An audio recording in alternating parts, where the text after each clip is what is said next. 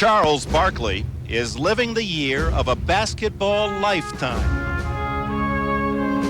In the past 12 months, he's won an Olympic gold medal. Charles Barkley has experienced a virtual career rebirth since being traded to Phoenix. And he's earned well-deserved recognition as the NBA's most valuable player. But Charles Barkley believes that none of this will matter unless his ultimate wish comes true. The MVP I felt unbelievable, but the bottom line, the MVP is not my goal. If we don't win the world championship, I'm going to be crushed. Tonight, Charles Barkley's self-ascribed quest can come one step closer to reality. His career-long dream of an NBA Finals is one win away. Somehow, everything else he's accomplished this year loses meaning without it.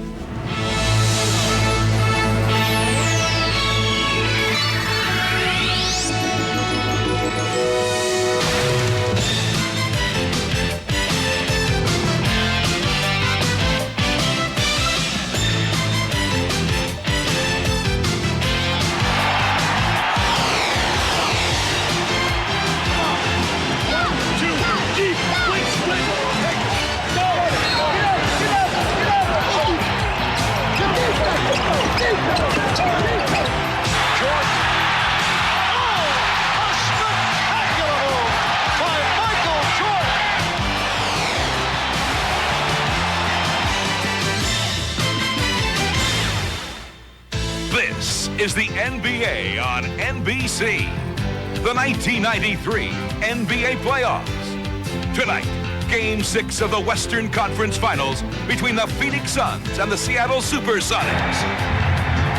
6 o'clock in the great Northwest and the Emerald City, the Seattle Coliseum in the shadows of the famed Space Needle, the scene. 14,000 plus Sonics fans will bring super sound to support the Seattle victory that would force a Game 7 and prolong, if not deny, Charles Barkley's NBA championship dream. Hello, everyone. I'm Dick Enberg with Magic Johnson. 5 NBA titles, 9 times in the finals. This has been a very contentious combination, Seattle and Phoenix. They played 10 times this year. Each has won 5. Phoenix with a 3-2 edge, 1 game away from the finals in the playoffs. For Seattle, how do they force Game 7? Well, Coach George Kyle said, look, I'm not upset at what happened in Game 5. If I can get the same effort, 11 block shots, shoot over 50%, and get Sean Kemp to score career-high 33 points, hey, I will win this game here tonight. Just copy Game 5 and bring it here to the Coliseum, and he feels that'll be good enough to win. Charles Barkley, the MVP, he had Magic Johnson numbers in Game 5. Well, he had a high triple-double. He had 43 points, 15 rebounds, and 10 assists. And a lot of those three-pointers that Dan Marley shot, 8 three-pointers, Charles Barkley gave him those passes from being double-teamed. So look for Charles Barkley to try to take over this game here tonight. Well, taking charge was an understatement in Game 5 for Barkley. There is no statistic in this series that correlates more strongly with victory than the bench performance. More on that, here's Steve Jones. That's right, Dick. In Games 1, 3, and 5, the Phoenix Suns dominated with their bench, and it was 2 and 4 that the Seattle Supersonics had the edge. And you talk about the 77 points that Marley and Barkley combined, but without the 11 points from Tom Chambers, they would not have an edge tonight. Eddie Johnson was a hero for the Sonics in Game 4. They need him to connect for a win to tie this thing up. Maybe Johnson's turn. Barkley and Marley combining for 77. The Phoenix powerhouse tandem. Can they play to that performance tonight? Beautiful late afternoon, early evening scene along the Puget Sound. And the sound is for the Sonics here in the Coliseum. Starting lineups for the visitors from Phoenix. KJ running the show at point guard. Dan Marley shooting from outside. Barkley, brilliant in the playoffs as he was all year. Richard Dumas, the rookie, has had his hands full defensively.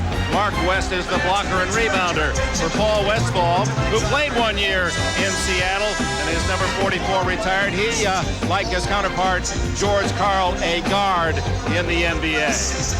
For the Sonics, it'll be Gary Payton running the show at point. Ricky Pierce, their leading scorer regular season. Sean Kemp, a superstar in the making. Derek McKee, solid both ends. And at center, Sam Perkins, who knows how to get to the finals.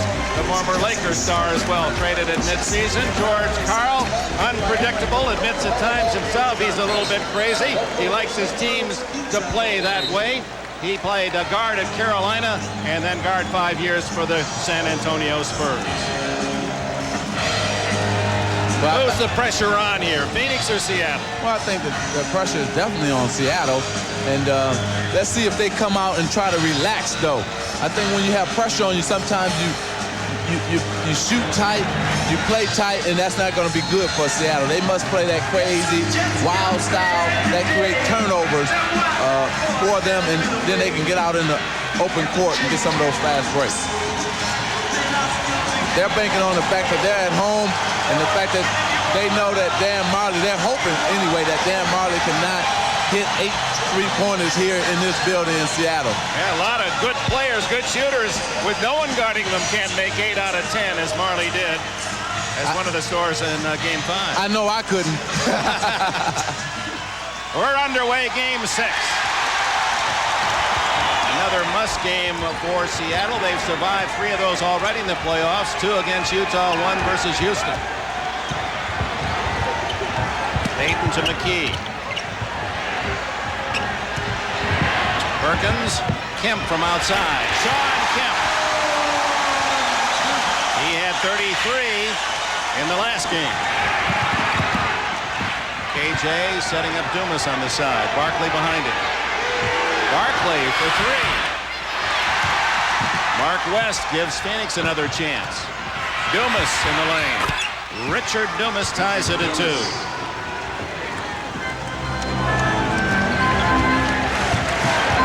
Pierce with Dumas inside to Kemp against Barkley. Perkins takes a 3. And Marley rebounds. Well, the fans can expect a lot of running here in the first quarter. These last 2 games have been high-scoring first quarters. And Phoenix, the highest-scoring team in the league this year, averaging over 113 a game. Marley's first shot, dead center. 4-2 Phoenix. Not a good sign. It's a good sign for Phoenix. Not a good sign for Seattle with him continuing to shoot well from the outside. Sean Kemp, great pass underneath, and that ties it at 4 as Gary Payton, who had 20 points in Game 5, has his first tonight. If fans can remember Game 5, Sean Kemp did a lot of a great inside passing when he was double teamed, and that was just another one. It's off the defender Kemp, and Barkley will trigger it inbounds.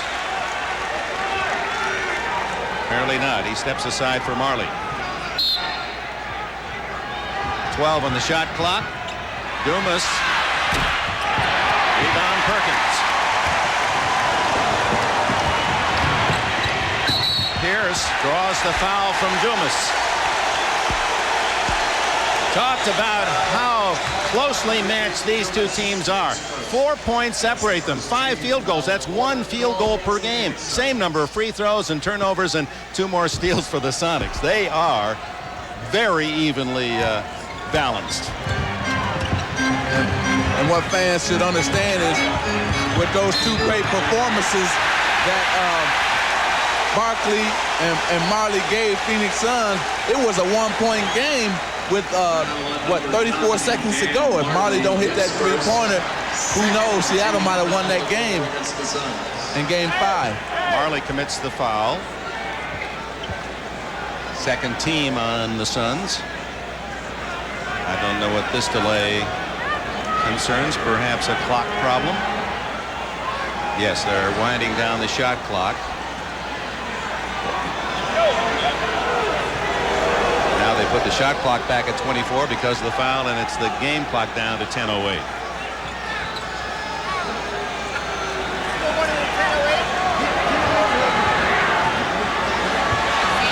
Gives us a chance to remind you, Game 6 of the Eastern Finals at the stadium in Chicago tomorrow night. That too live in prime time on NBC at 9 o'clock Eastern, 6 here in the West.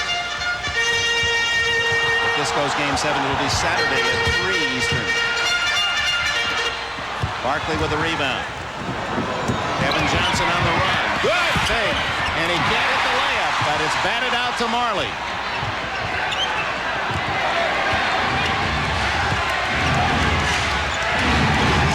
Pressuring Kevin Johnson. He has it picked off, and that gives Pierce the easy two. They've been double teaming KJ the entire series effectively. Every time that he comes across half court, what they want to do is double team him and get the ball out of his hand, make somebody else handle it. And the foul is on whom? On the block. As Johnson jamming his way in, and it apparently was Perkins who gets the foul. Well, here's the double team again. Well, it's up court. You see the steal part of it, and Ricky Pierce that's laying it up. But they're going to double team KJ really hard and try to do it with bigger people. Marley underneath the score and tie it up. The foul, going back to the previous play, was not on Perkins, but on Payton before the collision. And that was an excellent pass down low from Charles Barkley to Marley, cutting through. Gary Payton. Kevin, little 15-footer. This one doesn't drop. McKee rebounds. Blocked by West. Out to Barkley. Barkley has it go off the foot of Pierce. That appeared to be a good call. Yeah. And this is what Charles Barkley wants to do. He wants to get it, the rebound himself, take it down the court himself, and try to make something happen. Tough to see from that angle. Yes, it was tough. Tied at 6, just underway here in Game 6.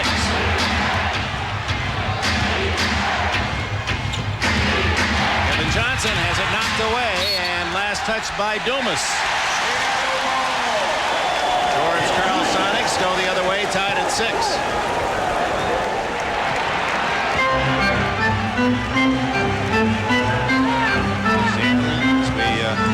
Chronicled Game 5 and throughout the series, leading the NBA in steals and forced turnovers, and they forced 2 already in this opening period. Payton over Johnson. Gary Payton. He shot very well from the outside in Game 5. It looked like his confidence has carried over to this game. And if he can have a big shooting night for Seattle, that's going to be trouble for Phoenix. Johnson, it won't fall, but West is there to jam home the rebound. It's tied at 8. See, they didn't reward themselves for playing good defense, that being Seattle. They played excellent defense, got the shot they wanted, but they must get the rebound. They were out-rebounding the game. Barkley is limping in the lane. I don't know what that is about.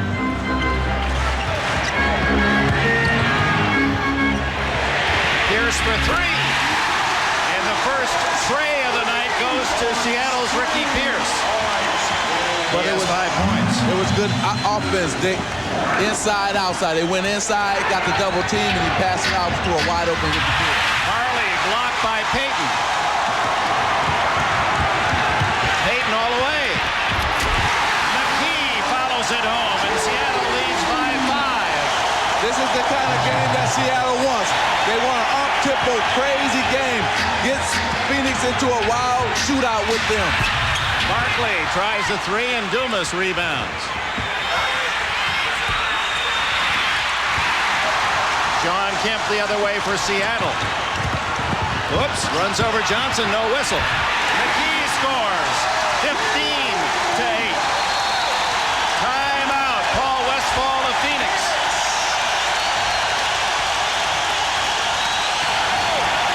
Now Barkley appears to be all right now. Maybe he was just feigning an injury. We'll be right back. 7-0 run for the Sonics to take a 15-8 lead midway through the first quarter. We saw Barkley, whether it's a cramp or he turned an ankle, favoring that side. Steve Jones checked it out. What's the word? Well, Charles Barkley banged his knee, but he's okay. He's more concerned about the temperament of Paul Westphal, very angry about how this team responded here at the top. The other factor is that Barkley, game 5, was 11 for 11 inside. You don't have to be a genius to figure that's his game. But his first 2 shots before that were 3-point attempts. And he misses the 10-footer. This is Payton to Kemp, and Barkley breaks it up. And is there a foul? No, Barkley knocked it out of bounds. What an athletic effort. Look at this mid-air duel. Yeah, both guys going up high here. You see that Barkley had the inside position, and he was able to knock the ball out of bounds. Good call. You know, the funny thing is, in the first couple possessions for Seattle, they've gone inside, and the big people, Sean Kemp and Derek McKee, have responded. Now, in Game 5, they didn't go inside that much. When they did, they got double-teamed, but it's not happening tonight. Perkins not there. Barkley collects the rebound. Doing a good job defensively on Kevin Johnson. Barkley now being harassed by Payton, and a whistle away from the ball. 3-second violation against the Suns. Dumas. Seattle is doing an excellent job of team defense right now. They got this crowd going crazy too as well. And from what George Karl loves is energy, and he's getting the energy from his players and from the crowd. Kevin Johnson deflects it out of bounds. Ball to Seattle with 5:50 left in this first period. And Charles Barkley, who had that mammoth 43-point effort in the last game, has been shut out thus far. Ricky Pierce. You can't give him that one. That's 9 straight points scored by Seattle.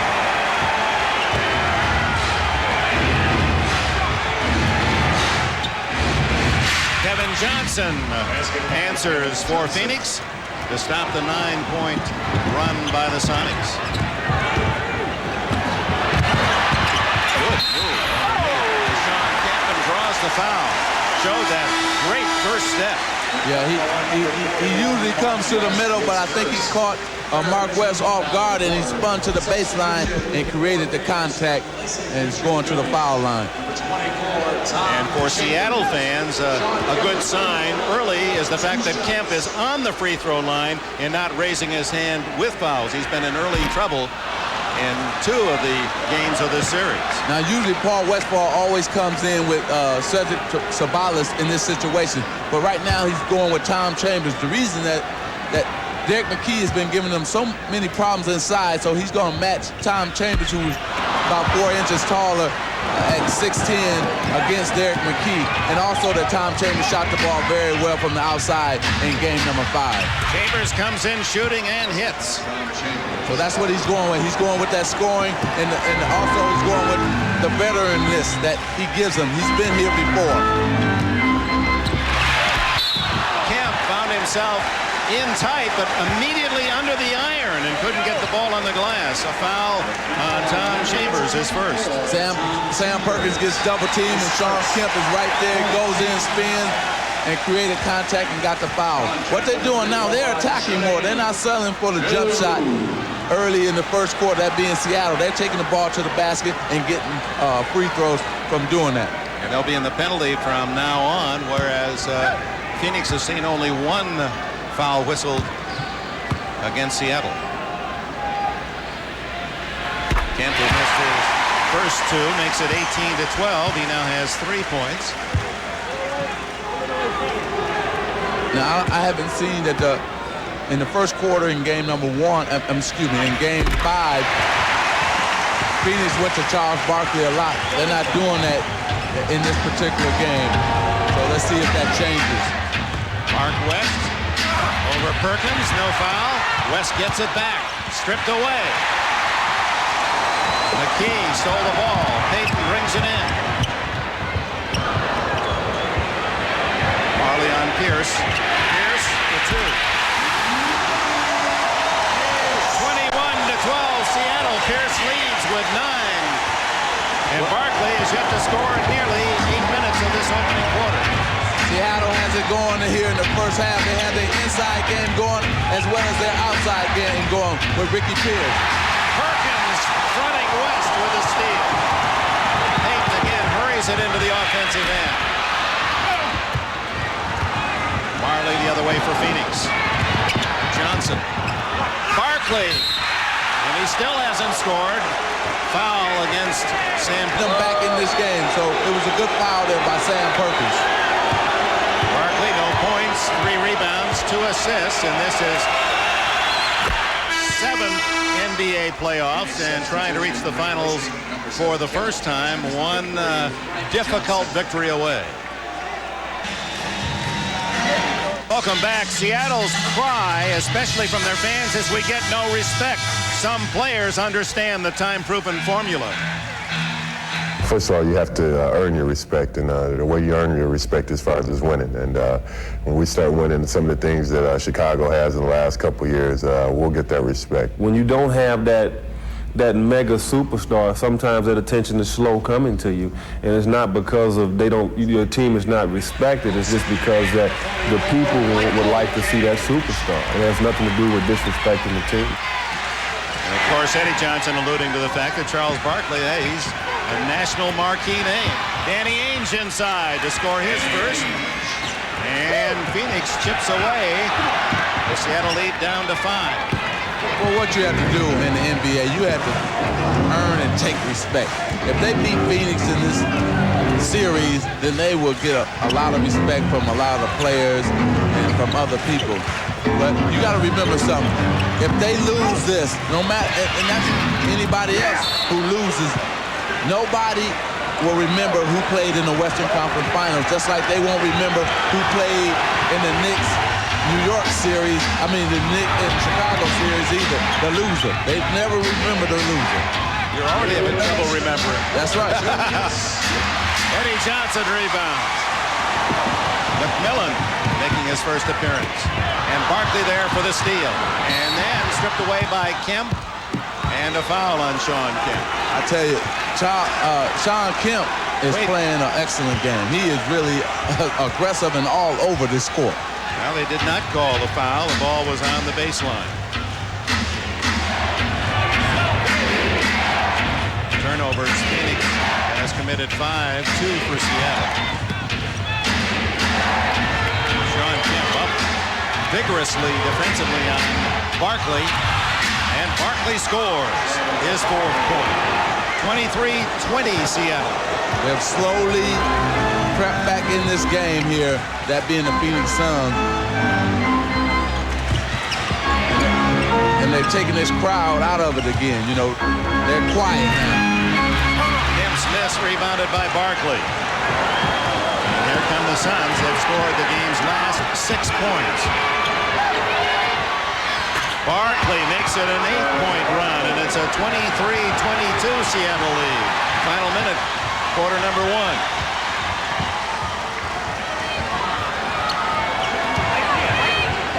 Pearson the give and go to Michael Cage. Rattles out. Cage gets it back.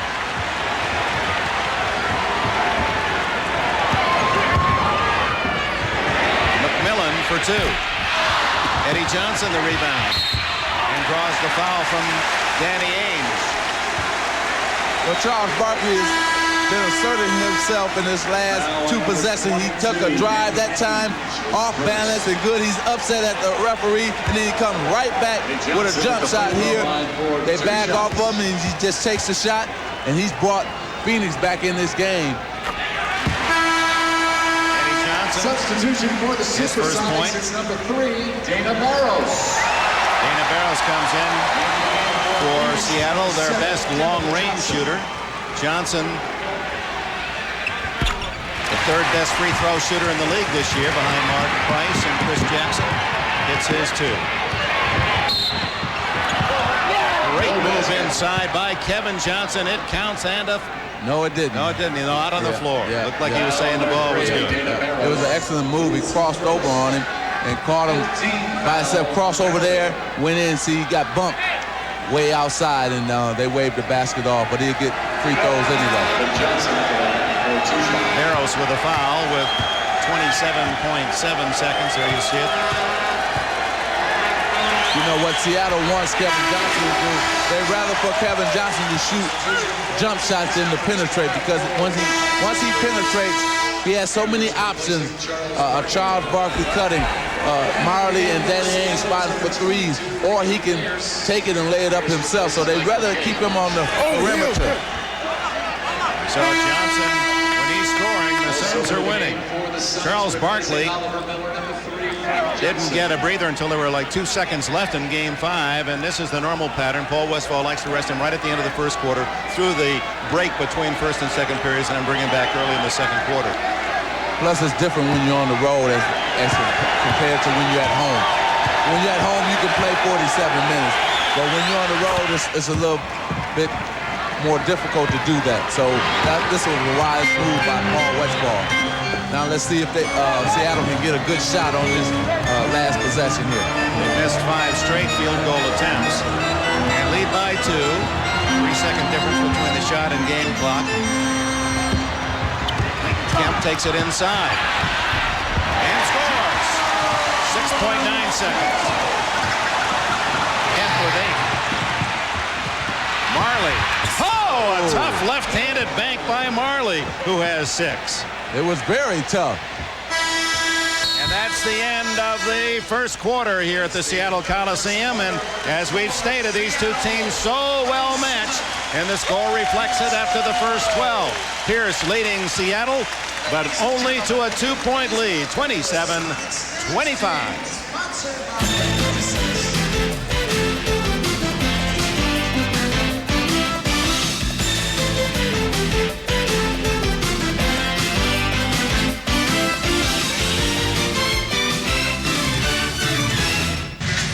Kevin Johnson of the Phoenix Suns getting ready for the second quarter in this series. He has hit the deck often. And George Karl says he's going to get knocked down if he comes in the middle. Are we supposed to treat him like a queen or a princess? Well, KJ took exception to the female regal reference, so we asked George Karl about it. All I said was, I don't even think this series has gotten dirty yet. I don't think it's even close to where it should be. And what should we do? Get out of his way? He puts his head down like a bowling ball sometimes, and you know, the only way to stop him is get in his way, and when you get in his way, someone's going to fall. I just think, you know, we're not going to treat him like a king. Not like a king, he said. Well, you saw a bump there. He didn't go down, but they have played Kevin Johnson physically. Well, what you have to understand, not just Kevin, any guard, anybody in any series, especially this one, if you go into the basket, they're not going to let him have layups. There's a no layup rule in the playoffs, and they're not going to let him get to the basket. If they do, he's going to kill them all night long. Michael Cage committed that foul. 27-26 Seattle. Now, if I'm George Karl, I'm not happy, because in the last 3 minutes and 42 seconds, the bench only scored 4 points. So what happened is the starters got off to a good start, and the bench did not come in and play well. So he's got to be concerned with that. Phoenix hit 7 of their last 9 shots in that quarter. Tied again. Barrows to Cage. Eddie Johnson. Eddie Johnson has 4. Marley for 3. Oh my. And that's the first lead for Phoenix since it was 4-2. But you know, there was 2 Seattle players looking right at him when he pulled up for the 3 instead of running out at him. Eddie Johnson tries to answer with a 3 of his own. Cage gives Seattle an extra chance. Barrows for 3, and it just misses. Kemp! There goes that man again. He has been the man who's been leading them from the first quarter now in the second quarter. Sean Kemp is playing an excellent game so far. Just as he did in Game 5 at 33, he leads with 10 tonight. Well, you're getting to see a guy who's emerging as a star in this league. Rebound Kemp, he has 4 boards. 31-30 the Sonics. Kemp traveled, he got the ball caught. A little fancy move, and it got caught behind him. Well, that's all right, because the time before that, he showed you something different. sky real high and then come in with the monster jam. I'm happy for him, that being Sean Kemp, that fans around the country will finally get to see him play, because he is an athlete like no other in this league. He can jump, block shots, run, and he's only 23 years old. Yeah, you forget this man is 6 feet 10 inches tall the way he moves. And didn't play college ball either, so he's got a lot to learn still. Signed as a 19-year-old. Kevin Johnson won't fall.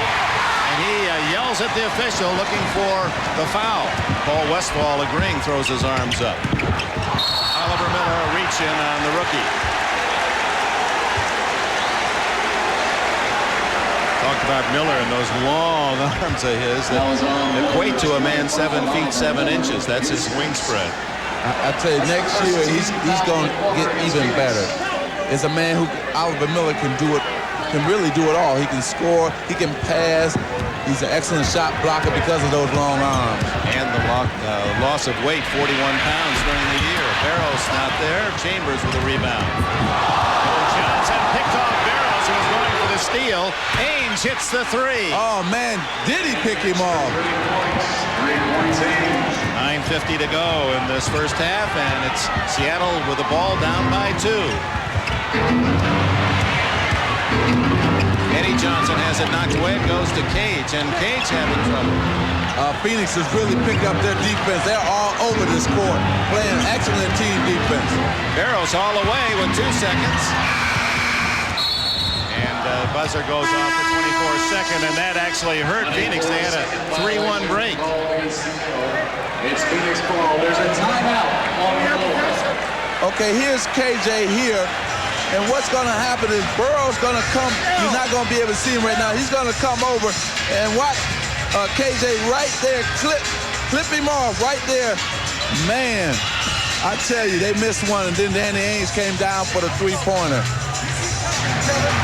Timeout. 9:27 to go in the half. Largest city in the United States, Seattle, Washington.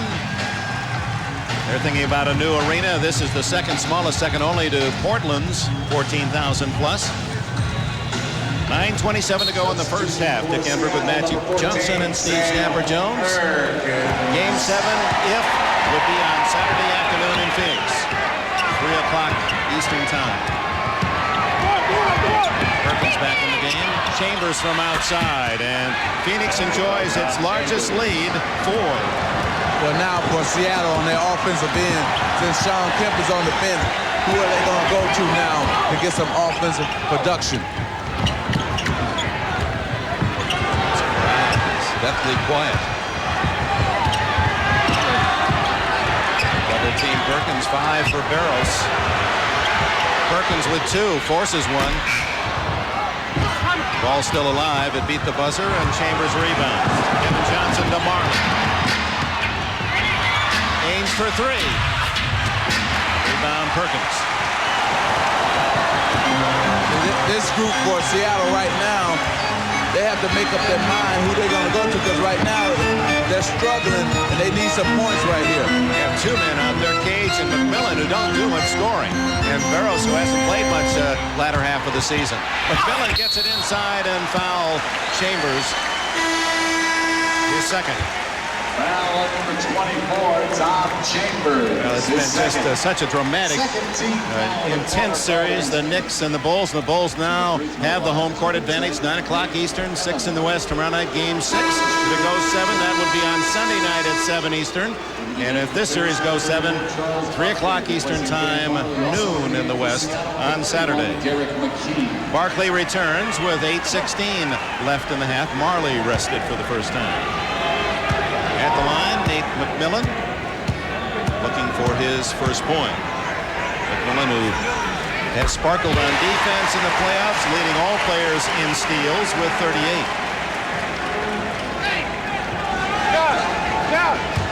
Now Phoenix's bench has been playing very well. When Charles went to the bench, they, matter of fact, got the lead and increased it. So Coach Westphal is excited, I know, about the way his bench has been playing so far. Phoenix has dominated off the bench in the series. They have won those 3 games. And Seattle has matched them with bench play. They've won. Johnson and McMillan with a bump. And McMillan has his first foul. Again, when KJ gets it, he's going to put his head down and he's going to look to penetrate because good things happen for Phoenix when he penetrates. Here he's going to go to penetrate and Nate bumps him off. What he wants to do is get inside, try to create offense, not for himself, but for using his teammates, KJ. Phoenix with the two big bodies on the court, Barkley and the rookie Miller, with Chambers at 6'10", Ainge and Kevin Johnson. Ainge breaks free and can't hit the layup. Good play. Cage with the rebound to McKee.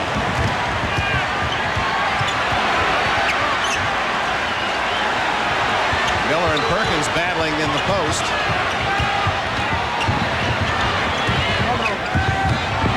Five in the shot clock.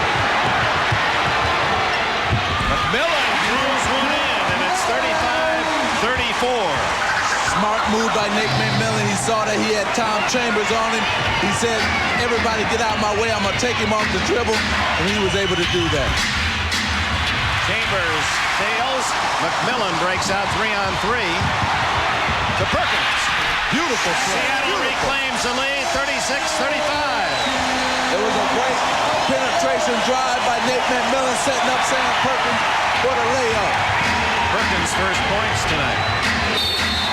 Illegal defense, and that'll be a technical foul on the Sonics, their second call. So usually when you're a shooter, when you're not a scorer, people come up on you and play you tight. Well, Nate McMillan went right around Tom Chambers, and then he came right back on the dribble drive, spin move here, and he's going to kick it to Sam Perkins, who lays it in for two. Now that's what they're going to have to do with the second unit for Seattle. They're going to have to get out on the break and take the ball to the basket. Shoots the technical for the illegal defense. That's his sixth point, and it's tied at 36. 6:44 left in the opening half. Big day for American Mary Jo Fernandez. The fifth seed upset the number 2, Arantxa Sanchez Becario, in the semifinals. Straight set 6-2, 6-2. Fernandez in the near court, who lives in Miami, had beaten Gabriela Sabatini in the quarterfinals in that marathon 3.5-hour match. And now has advanced to her first ever French Open final.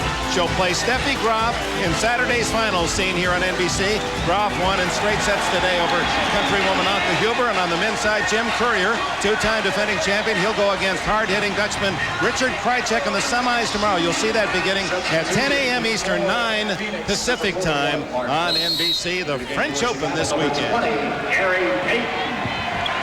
It's tied in Seattle at 36. Phoenix against the Sonics in Game 6. Phoenix a victory away from the NBA Finals. Payton and McKee combined for a steal, but a whistle. Goes against McKee, his first. It's the third team foul of the quarter against Seattle. Both teams have now gotten into playing excellent team defense. They're really helping out a lot, especially when Charles Barkley gets the ball and they're scoring. There you see it right now, the double team. Barkley hasn't scored in the second quarter. Good dish off by Kevin Johnson, and Barkley for three. That's where Seattle wants Barkley to shoot. Fast break, and Michael Cage with a payoff. Nate McMillan sets him up.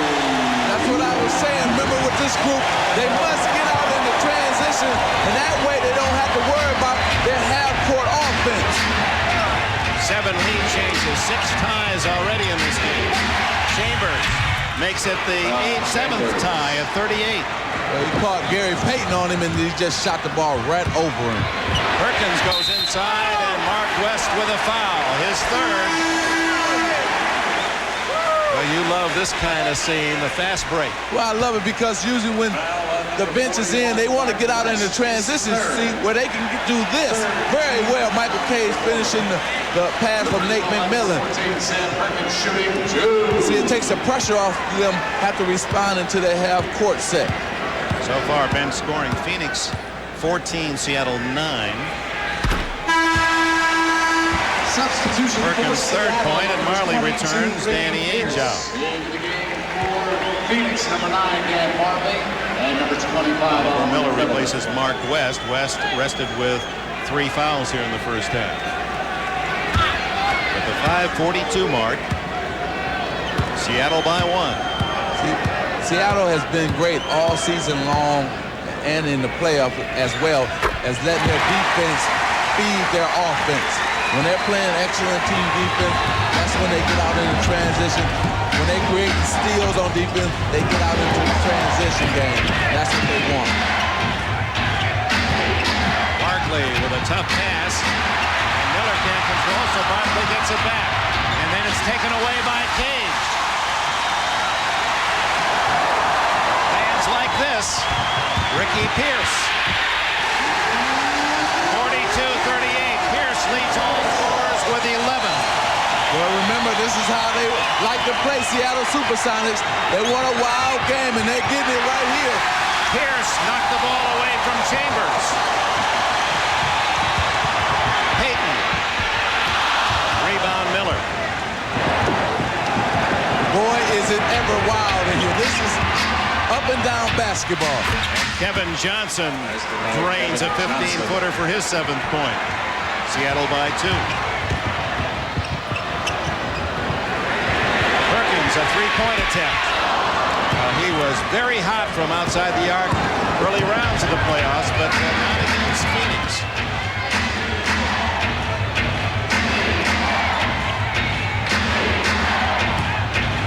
Miller against the veteran Perkins, and Perkins uses those long arms to pilfer it.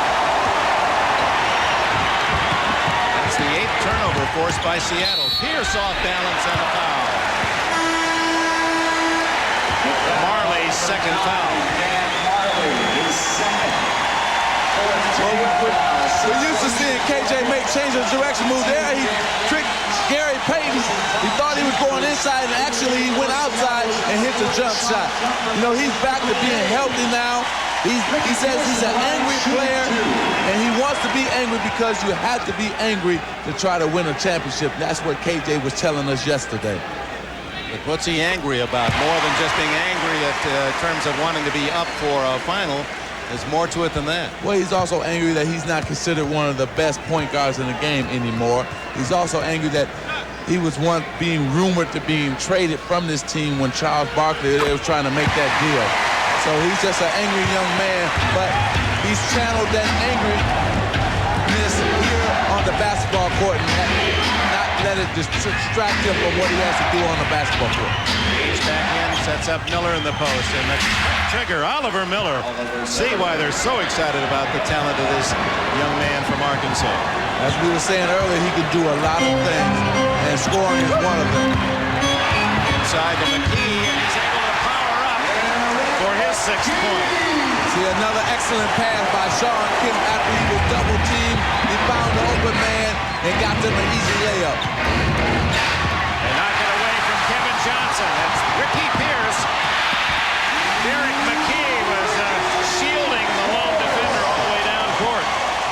And Miller left alone for an easy 2 at the other end. But what happened was, see, they had Dan Marley spotting up. So Sam Perkins had Oliver Miller, and he saw Dan Marley spotting up, so he went to go out to get Dan Marley, and they caught him underneath with Oliver Miller for the slam dunk. 48-44 Seattle. Gary Payton. Rebound Miller. Johnson the long pass, and Perkins intercepts in front of Barkley. Johnson falls, so McKee gets it to Kemp. 6-point lead, Seattle. Well, this is Seattle's pace. This is Seattle's game. They want it crazy. They want it wild. They got it all. They got the crowd going crazy. I love it. This is great basketball. We'll talk with Richard Eskinas, once a frequent golfing companion of Michael Jordan, who now claims that at one point Jordan owed him as much as $1.2 million in gambling debts. Plus, we'll talk about last night's Knicks-Bulls thriller. One piece of news in that series, there was some concern that the Knicks' Charles Oakley had broken his right hand. Oakley had only 6 points and 4 rebounds in 27 minutes last night. But x-rays proved negative, although he does have a jammed knuckle on that shooting hand. We'll see you at halftime. Right now, back to Seattle as we rejoin Dick and Magic. Now Along with Snapper Jones. Thank you, Bob. Charles Barkley frustrated first half. He has only 6 points, none in this second quarter. And that was symbolized by that play, the interception by Perkins, another turnover Seattle, and Barkley denied. And the Sonics have taken full advantage of the turnovers. Look at that, a 16-4 output off the takeaways. Well, that's their game. This is what George Karl wanted in this game. He wanted them to cause turnovers and off those turnovers to score, and he's been getting that. Think they'll go to Barkley inside on this? Well, they need to now. Oliver Miller is left alone, and Miller's hit 2 straight jumpers. So you can't sit back on him. He's not like a regular power forward or center. He can shoot that shot. Back with a 3 is Sam Perkins, who leads the Sonics with now 25 successful trays in the playoffs. Well, he finally got one to go down for him. And usually when you hit one, that means you trigger you to hit 2 or 3. Barkley rebounds the miss by Miller and draws the foul. And he's pushing people and elbowing people out the way. When he got this offensive rebound here, he's pushing Sean Kemp. Now watch after the play. Watch. He's going to elbow right there, push Sean Kemp. Charles is frustrated. He's upset because his players are not getting him the ball where he wants it and when he wants it. 2 minutes in a quarter, after 2 minutes to go in the half. 14,812 here at the Coliseum, and that's against Barkley. His first. Disbelief from Barkley. He's showing that frustration. That should be a technical and is. Well, he hooked him right there. Excellent call by Daryl Harrison. Then he slammed the ball after the call was made. And I tell you, what he's doing is getting this crowd involved now. He must now calm himself down and get ready for these last 1 minute and 53 seconds of this quarter, because if they get him upset and he's off his game, it's going to hurt his team, that being Charles Barkley. Here's the free throw shooting deadeye. And Barkley with some tough verbiage.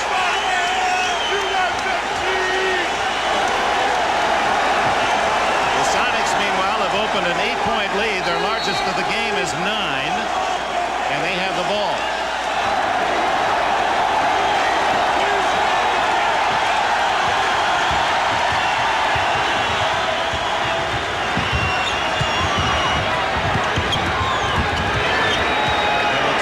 Perkins for 3. 11-point lead for Seattle. Remember what I just told you. When you're in a slump and you've been missing, usually when you hit 1, you can come back and hit 2, and that's what happened for Sam Perkins. Barkley short. Kemp to Pierce. Ricky Pierce. And a whistle against Marley, and that'll be his 3rd. Everything that George Karl wanted to happen in this game so far in the the first half is happening for him. He wanted the game to be wild and crazy. He's getting that. He wanted energy from his team. Sean Kemp started this team off with that energy. He wanted his team to take it to the basket. They get layups. So the game is being played the way Coach George Karl wanted it to be played so far. It's a 12-point advantage, Seattle. Marley with 9 in the game, and Barkley with 6. 15 points for the tandem that rattled 77 through in Phoenix in Game 5, and the two of them have only 3 points between them in this quarter, and there's a minute 16 seconds left. Well, I think what has happened here for Phoenix now, they have to slow down, just operate their half-court offense a little better. 13-point advantage. 18 of those scored by Pierce. This is a big possession. They need a good offensive set here and a score. It's Barkley who shoots it, and he's short. Rebound, Kemp. Now Seattle, they've scored 9 unanswered points. Final minute. Just what the Sonics wanted, a big first half.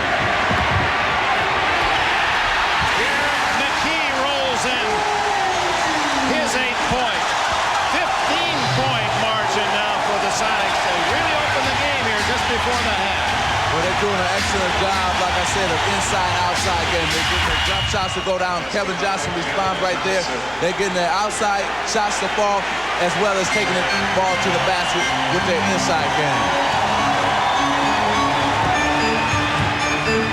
Here's to Kemp. Advantage for Johnson. The shot clock is off. Danny Ainge for three. Barkley, uncontested underneath, 61-50. His only points of this quarter. Barkley with just seconds remaining. And now a chance on the turnover for Miller. Perkins blocks. What a play by Big Sam. Well, this is what's been happening. It carried over from Game 5 to this game here. They've been really contesting every shot inside. Now, in Game 5, they had 11 block shots. They started this game the same way. There's Sam Perkins contesting Oliver Miller. They're contesting every shot. They're not letting them drive the lane. Good half for the Seattle Supersonics. That's the fourth block by Seattle in the half. Only one for Phoenix. So a 20-second timeout by Westfall to try to figure out a way to score in this final second and a half. See, this game has really turned around from Game 5 for them. It's like what the Suns did to them in Game 5. The Suns defense was really up, causing turnovers, mistakes, and now Seattle has come back doing the same thing to Phoenix. In the last 8 minutes plus, Seattle outscoring Phoenix 30-13. Ainge for three. It was online, but just short. The end of the half. The Sonics trying to force a decisive Game 7 in this Western Final. Lead by 11. We'll be joining Bob Costas, Quinn Buckner, and Bill Walton for the Prudential halftime report right after these messages.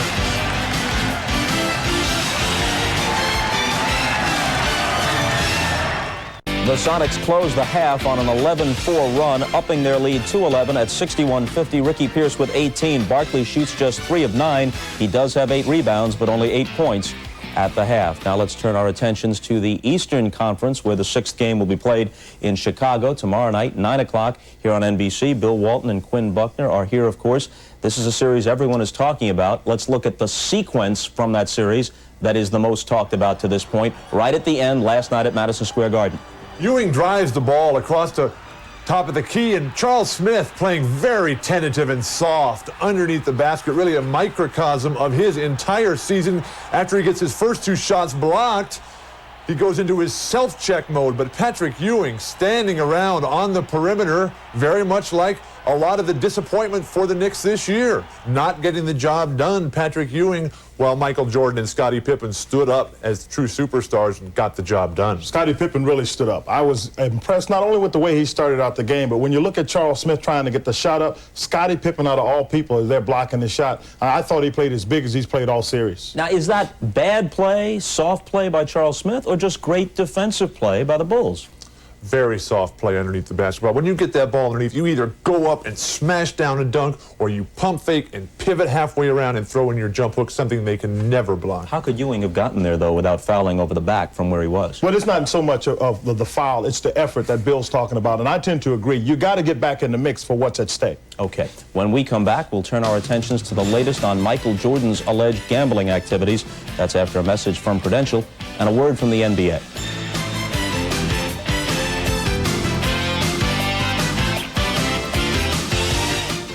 Hearing today about a new book which claims that Michael Jordan ran up debts of more than $1 million while gambling on the golf course in 1991.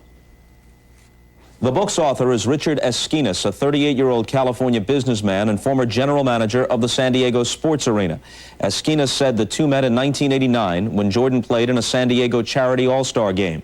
He says they struck up a friendship, both 5 to 7 handicap golfers playing for sizable wagers in 1989 and 90. But in 91, Esquinas contends, the stakes escalated dramatically.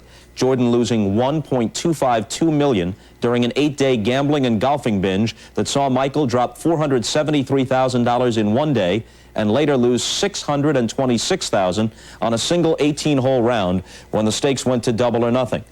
Esquinas claims that this scorecard from June of 1992 is a running tab, Jordan having reduced his debt to $902,000 during the Dream Team training camp last summer in San Diego. Esquinas says that earlier this year, he excused 2/3 of Jordan's debt in exchange for a promise of payment. He offers these two checks, drawn at $100,000 each, as the first two installments of Jordan's final payment. Esquinas has also supplied us photocopies of two earlier checks totaling $75,000 payable to his company, E&S Marketing.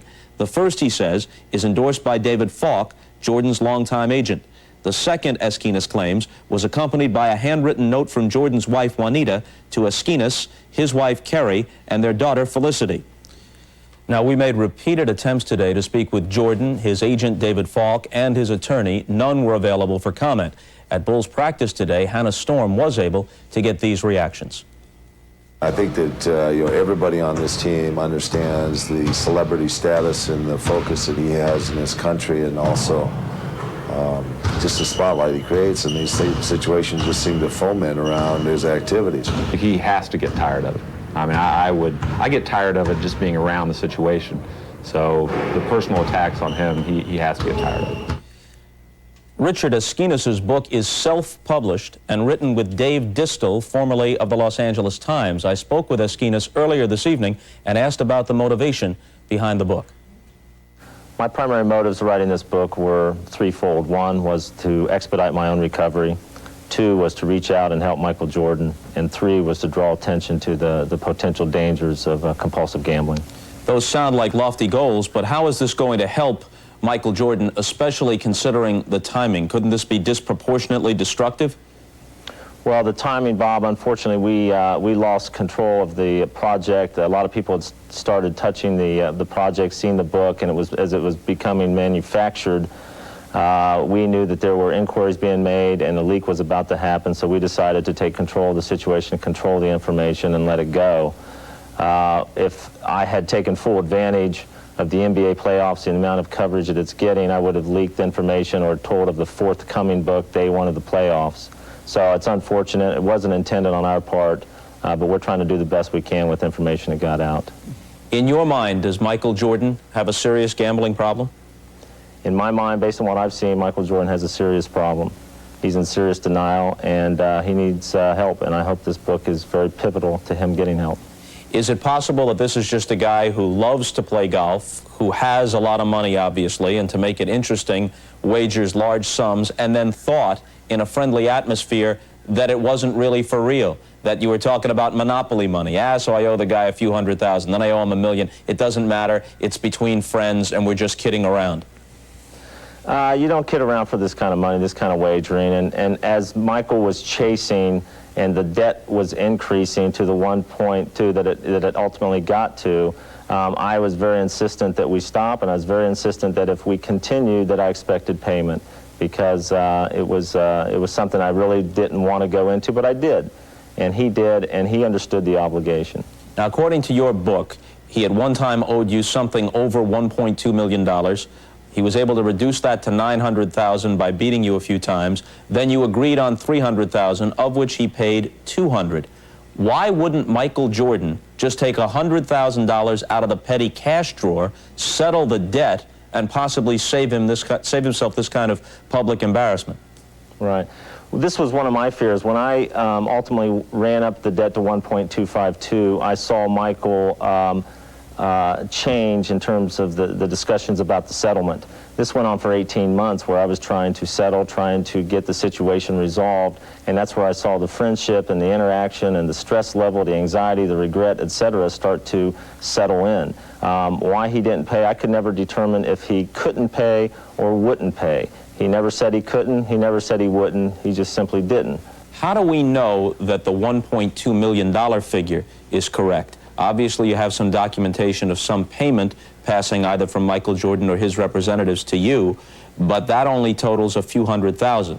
We don't know for sure that $1.2 million was the original debt, since you yourself say that you settled on $300,000. I guess ultimately it would come down to Michael versus my word, because when you make golf bets, there's no contracts that go back and forth. You simply make the wager and you have the running tabs and the accounts. There is no hard evidence that says that it was 1.252. If you were to speak to Michael Jordan right now, if he walked into the room where you were sitting, what would you say to him? Michael, I hope you can read this book and get out of the book, as you see my inward journey through recovery, that you could gain some insight possibly into your problem and get some benefit from pursuing some form of therapy for your gambling addiction. Again, we want to mention that all attempts to reach Jordan and his representatives for comment today were unsuccessful.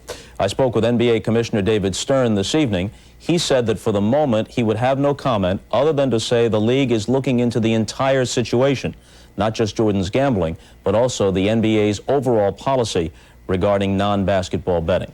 We'll send things back to Seattle for the second half with the Sonics leading the Suns by 11. We go back to Dick Enberg and Magic Johnson right after these messages from your local station. This has been the Prudential Halftime Report, brought to you by the Prudential. Peace of mind. It comes with every piece of the rock. And we welcome you back to the Seattle Coliseum, where the Sonics enjoy an 11-point lead. Magic Johnson and Marley and Barkley between them scored 17 in the first half. They'd have to score 60 in the second half to equal Game 5. So that part of the Seattle defensive formula is working. What else do you see? Well, what I see is that they have their inside-outside game working. They're hitting the jump shots. They're also powering the ball inside and getting layups on Seattle's end. Now on Phoenix end, I see that they're turning the ball over a lot. You can't get up shots when you're turning the ball over. So what they have to do is settle down on their offensive end, get the ball into Charles' hands, let him create shots for himself and for his teammates. Now Barkley with only 8 points. Let's look now at the Miller Genuine Draft halftime statistics. First field goal percentage, both teams just under 50%, and Ricky Pierce, who has been the leading scorer throughout the playoffs for Seattle, has 18 big points in the half to lead all scores. Now the points off turnovers, and that's the Sonics game, and they are a plus 15. Phoenix only 4 points off turnovers, 19 by the Sonics, and Kevin Johnson guilty of 4 of those turnovers. Well, George Karl has to be pleased. He has to win today, and he wants to go back to Phoenix on Saturday. Steve Jones is with him. All right, George Karl, your team had a terrific run, got up by 15, a few turnovers at the end. Are you concerned about that at all? Well, I thought the whole first half for us, we played very well at times, but I think we threw away some possessions. And this game's I mean, we don't have another game if we mess around. And I thought we could have been a little more serious about it, but generally I think we're very happy. We've done some good things. But 24 minutes, you know, KJ and Marley and Barkley are going to come at us. All right, they made one run. They got back in the ball game. What do you tell your team to start the third? I think we want to stay running and stay inside out. That's basically offensively. Defensively, contain KJ's penetration. I think Sam are switching Barkley. We put Sean on Barkley and have Sam roaming a little bit. Looks pretty good right now. All right, Dick, back. That's standing tall in Seattle, up by 11 as we go to the second half. We'll return to the Coliseum. Game 6 right after these words. Ready to go in the second half, and a check of the leading scores. Kevin Johnson with 9 to match Marley's. Barkley only 8. A big part of the story, they're making Barkley shoot outside in Seattle. Ricky Pierce, who's had some big games in the series, off a 27-point performance in Game 5, leads with 18, and Sean Kemp done much more than that 12 points would indicate. But what the fans must remember, when Seattle shoots over 45%, they usually win in the playoffs, and right now they have 49, so let's see if they can continue their hot shooting. Ready to go. Phoenix with the ball first. It's Marley, Kevin Johnson. Cedric Sabalas, who did not play the entire first half, starts the second half with Oliver Miller and Barkley. An interesting choice by Paul Westphal, this lineup, and Sabalas immediately pays a dividend. 61-52 Seattle. Well, I think that Paul Westphal wants some energy too, and Cedric Sabalas give him energy just like Sean Kemp gave Seattle some energy in the first half. Same 5 that started for Seattle, and that one was partially blocked by Barkley and goes out of bounds to Seattle. Barkley's arguing he didn't touch it. Well, if he didn't touch it, then he must have fouled him because something happened. Yeah, that was a great live pass there from Dan Marley to Cedric Sabalas, but it was an even better pick by Charles Barkley to free up Cedric Sabalas. 5 seconds on the shot clock, and now Pierce going to have to hurry with 3. Over Marley. Misses everything, and the buzzer. 24-second violation, and here come the Suns. The Suns, just in that last minute after Seattle had run off a 15-point lead, were really heating up, and you could just sense the momentum switching, and the halftime came at the right time for Seattle.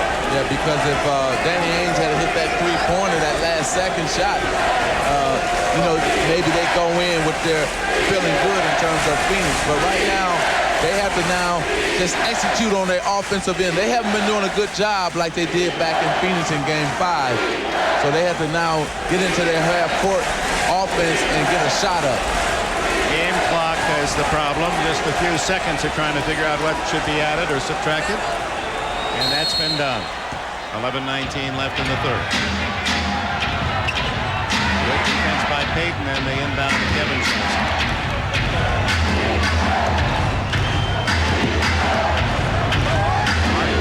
And Marley with 3 fouls for Phoenix. West on the bench to start the half. Sabalas takes it to the iron and draws the foul. And Phoenix has not had many opportunities. They've averaged 30 free throws a game throughout the playoffs. This will be only the 8th attempt. Okay, we're going to go to this telestrator, and here's 2 men guarding 1 man in Kevin Johnson. You cannot let him get around the containment, because if he does, good things like that are going to happen. So when you got the double team, you must keep him in that little box that you form and not let him out of there. And when he can penetrate, that being Kevin Johnson, he's going to make good things happen for Phoenix. And he forced Kemp to foul Sabalas, who in the first minute of this third quarter trying to rack up 4 quick points. He led the league in field goal percentage during the regular season, over 57%. So the first 4 points scored by Sabalas, and that whittles the lead to 7.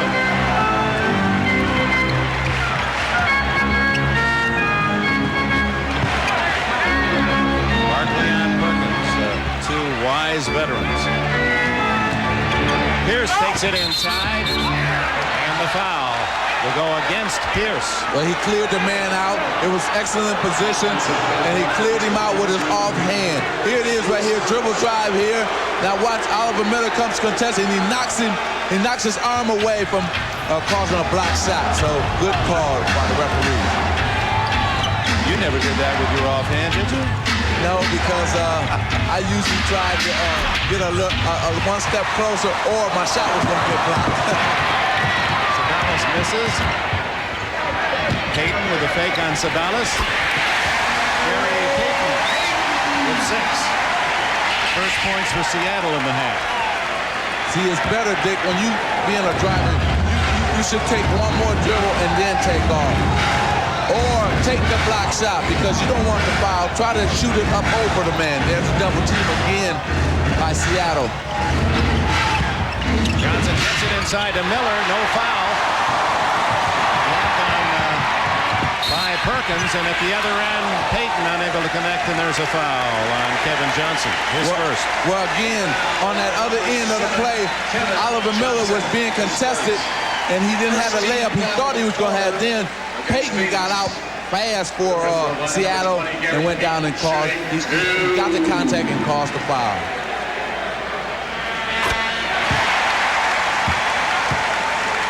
See, one thing a young player has to understand, when he gets that close to the basket, he can't go to lay it up, especially when you got shot blockers like Seattle has. What you got to do is go in there to dunk it, to create some contact, cause some contact, and go lay it up. And I thought last night in that Knicks game, that's what happened to Smith. He didn't go up to cause contact. That's why he missed a layup. It's Payton again defensively causing troubles for Phoenix. Marley will inbound the ball.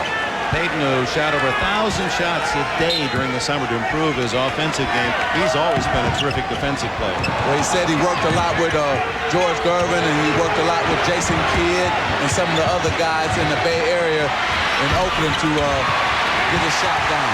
Marley way off the mark. The long pass to Pierce, back to Payton. Pierce unable to score. Miller was there defensively.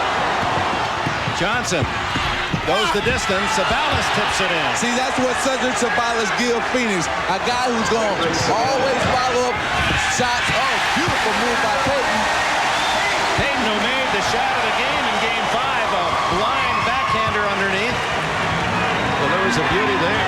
Well, in the last 2 games, he's been more offensive-minded and more aggressive on the offensive end. Payton got a piece of him, and Miller scores. Here's 2 young players making great baskets for their team. Kevin Johnson goes all the way. Cedric Sabalas comes out of nowhere with a beautiful tip. And then here comes Gary Payton. Right back after that, he said, okay, Cedric, if you can do this, I can do that. Right here, lays it up, backhanded, beautiful move. Miller completes the 3-point play, and it's 67-59. Seattle by 8 early in the second half. Now Seattle has, Phoenix has not slowed this crazy game down so far. Seattle is still in that crazy game, still in that wild game, and if it continues like this, Phoenix cannot beat them with this game being like it is. Sean Kemp beating the clock, 2 seconds on the shot clock when he drilled that line drive. 10-point lead. And you normally don't see Sean Kemp shooting from the outside. He'd rather be inside shooting. KJ at the other end for Phoenix has the answer, and 11 points for Johnson. They just keep going back and forth. Sooner or later, one team's going to have to make a defensive stand and try to get a run going. Payton from the side. He seems to shoot better from the side than he does straight out. Yeah, and he's feeling it right now. He's feeling good. You saw after he shot that one, he stopped hopping in the air, jumping in the air. Good block by Sean Kemp. And it goes back to Sabalas, and Sabalas turned an ankle and waves to the bench. He has 8 points. At the other end, Ricky Pierce, the veteran, showing his hustle. But what they're doing is they're beating them right now. Well, we'll stay tuned right here to Cedric Sabalas because he's hurt right now. And here where he got hurt there, I don't know what happened. Substitution. Whether he rolled it over or somebody came down on his ankle. And you know what? It's too bad for Phoenix too because he gave them the energy we were talking about. He gave them. He had a bad ankle earlier in the year, that stress reaction, and I wonder if that might be a re-injury. He obviously in pain and asked immediately to be taken out. Well, you hope it's not serious for the young man because he's a good guy and a good player for Phoenix. But now let's give Seattle what they're doing now is that they're beating Phoenix down the court. The last couple of baskets, this one by Ricky Pierce on the 3-point play, the other 2 by Gary Payton. They're just beating them down the court, and Phoenix is not getting back in transition. 11-point lead for Seattle to match their halftime advantage. Good defense again. Finally, Barkley touches the ball. Kemp on him. Good pass by Barkley, and Miller is fouled.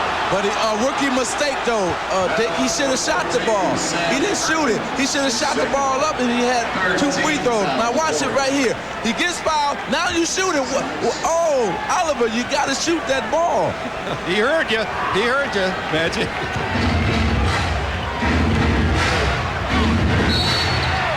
And another foul. This one, I believe, on Kemp. It would be his 3rd. So Payton has 3 and Kemp now with 3. Well, you almost now have to make a switch and take Sean Kemp off of Charles Barkley. He has 3 fouls. You don't want to lose him because he's been playing an excellent game. So maybe they should switch, and they don't right now. So maybe he'll get some help. Well, same play into Barkley, and then he feeds Miller for the jam. But see, you can't go from the baseline. They have baseline rotation, and the guard was supposed to fill back, and he didn't do that. With 13 points.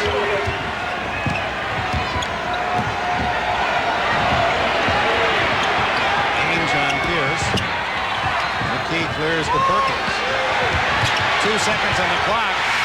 They don't get it off. Pierce unable to get it off before the 24-second buzzer. Well, here's the last play. You got Charles Barkley here posting up. Now the help is going to come from the blind side, but nobody rotated to that man. There's Childs. Here comes the help. There's Oliver Miller wide open. Somebody must rotate to him.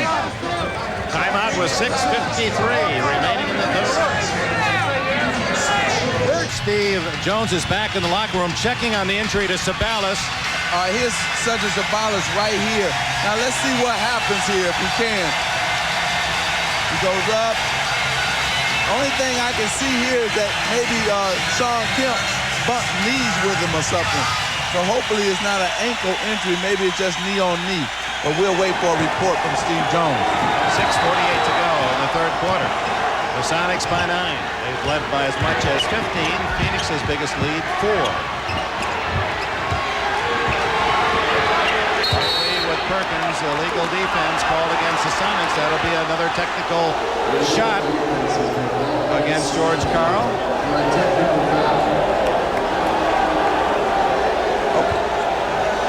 Okay, here's Gary Payton right here.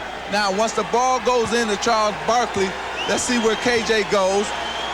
See, Gary Payton is too low. He's got to get up higher. He has to be up higher because KJ is right here.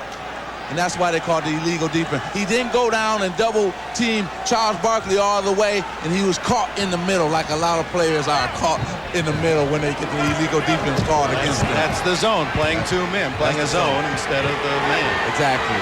Good job. That magic pad. Good job on that, Irvin. Barkley inside.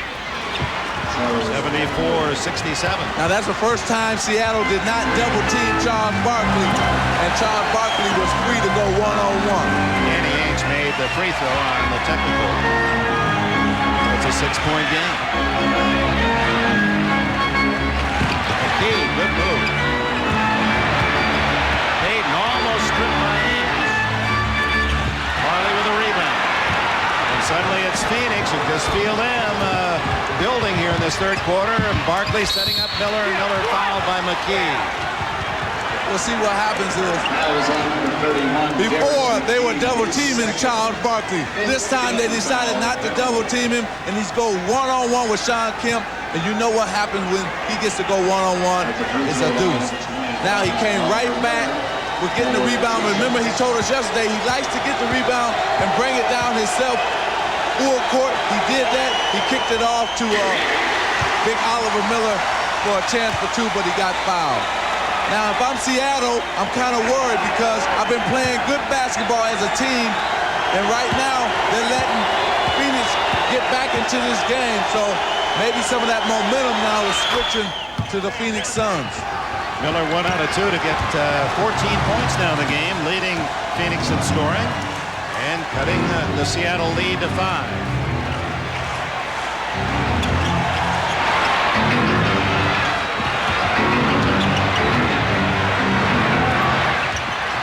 Barkley comes out to challenge Kemp.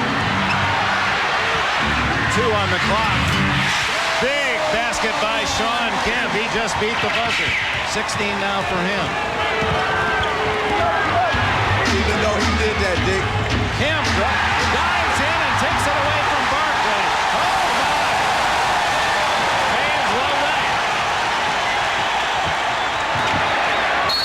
And McKee grabbed on the arm. Danny Ainge has his second foul. What a defensive steal by Sean Kemp. Charles Barkley is getting ready to go one-on-one, and he just dove in there and stole the ball. And here it is again. Watch his quick hands. He's going to dive in there and steal it. Good defense by Sean Kemp. Well, that is really a gamble here. If Barkley moves the other way, then Kemp's embarrassed. But what a play. And that's Oliver Miller fronting Kemp at the other end. 76-69 Seattle. KJ. No foul on Perkins, and he takes it away. Payton gets it back. Blocked by Miller. Perkins. 78-69 Seattle. 12 for Perkins. Well, you know what? Danny Ainge is upset. Marley was upset because Charles Barkley and KJ never crossed half court. And maybe they would have had a chance to have that rebound if those guys had came back and helped them out. That's Eric McKee fouls his third. Well, here's Gary Payton going to the hole. He misses the basket. Now he comes right back and battles for it. Now where's Charles? Where's KJ for the help? Sam Perkins is right there to lay it in. Marley has his 10th point. Only his 4th since the first quarter, as you see Tom Chambers in for Oliver Miller. Miller, some quality minutes for Phoenix again tonight.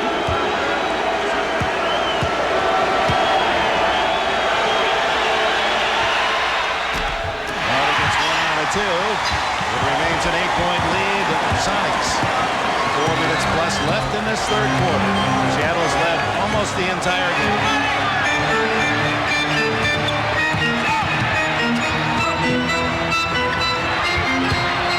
McKee inside with his out hook, and Kevin Johnson pulls it down.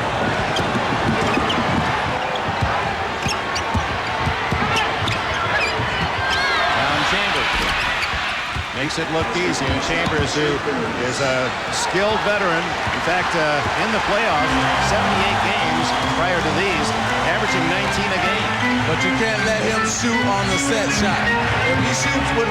If he shoots a set shot, usually it's going to go in. You got to make Tom Chambers put the ball on the court and drive. Derek McKay, 6-year veteran from Alabama, has his 10th.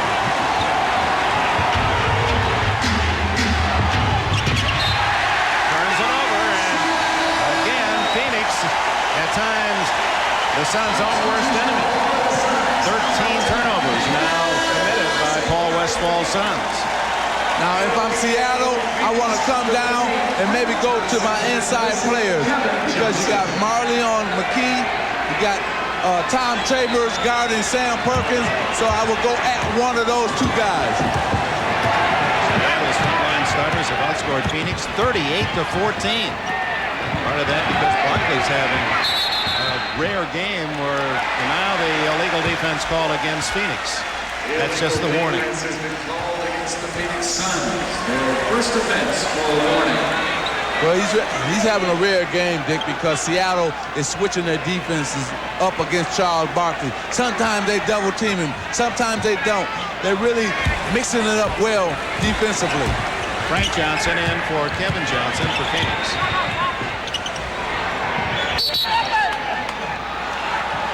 A foul crashing. No, that goes against Seattle's Sean Kemp, an illegal block, and that's his 4th foul.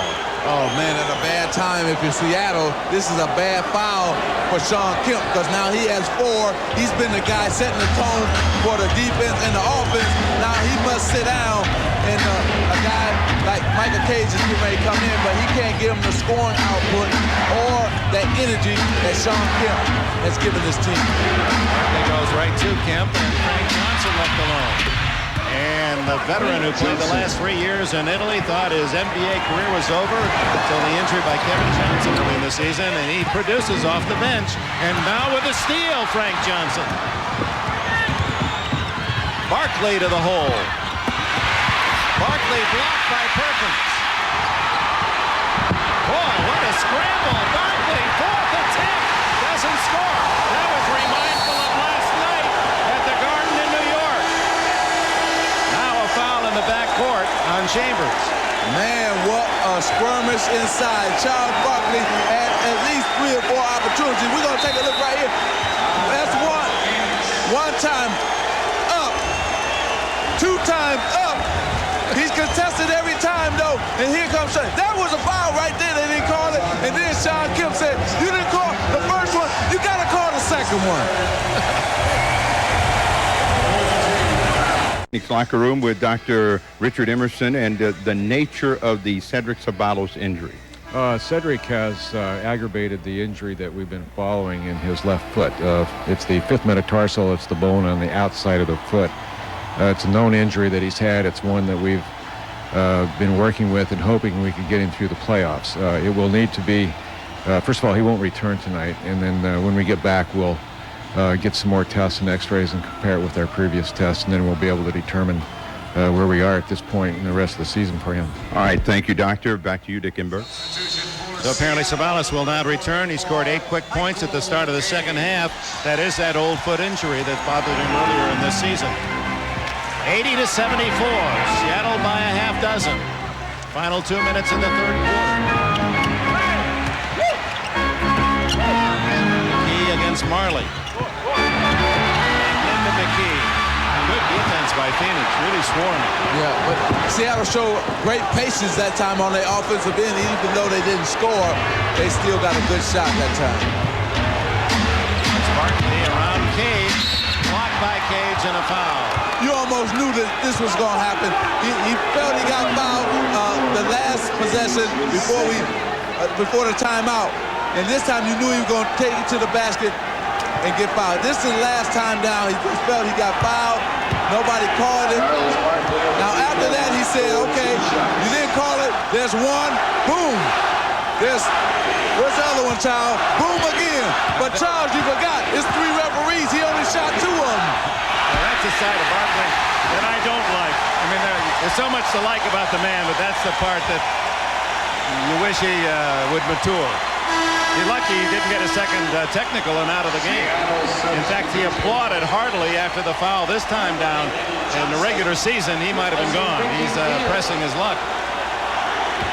I think because they know it's Charles, they're going to let him get away with it. But right now, he has to worry about getting his team in this. They're already in the game, but keeping them in the game and not really worry about the referees, because if you're trying to worry about the referees, you see him motioning to the crowd. They're hollering Barkley, whatever, and he's just telling them, come on with it. But he must keep his head in this game in order for Phoenix to win it. Barkley's 11th point, and it pulls Phoenix within 5. In many ways, this game, much like Game 5, where Seattle's always there, and Phoenix doesn't go away. Derek McKee with a dozen. Nice play by Nate McMillan and Derek McKee together. They caught him trying to switch. Derek McKee sliced through the lane, and a bullet pass from Nate McMillan for 2. Barkley wants the ball. He is fouled. Well, here, what's going to happen is Derek McKee's going to set a pick, and Dan Marley helped out, and Derek McKee sliced backdoor for the 2. Good read by Nate McMillan. See the picker right there? Slice through for Derek McKee and 2. Now, what's got to happen on Phoenix, Seattle's defensive side on Barkley? He's trying to take it to the basket now. Maybe they have to go and double team him now because he's looking to take it to the basket. The crowd couldn't be happier than finding Barkley missing, and Frank Johnson comes over, gives him a little pugilistic tug on the chin. Barkley relaxing. He loves boxing. He said, I could watch it 24 hours a day, and loves Foreman and Ali, Tyson's toughness. He said he'd like to be a combination of both of them, Ali and Mike Tyson. Well, he gets KO'd on that free throw try. And it remains a 7-point Seattle advantage coming down to the final minute of the 3rd. Oh, McKee! Oh, what a move by Derek McKee. He saw the double team coming from the middle. He spun baseline and slammed dunk.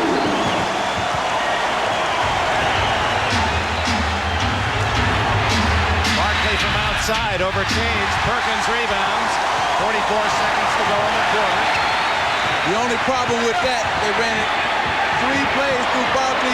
Everybody else is standing around for the Phoenix Suns. They must get some movement. McKee, great pass. Michael Cage, and suddenly the lead of 5 has grown to 11.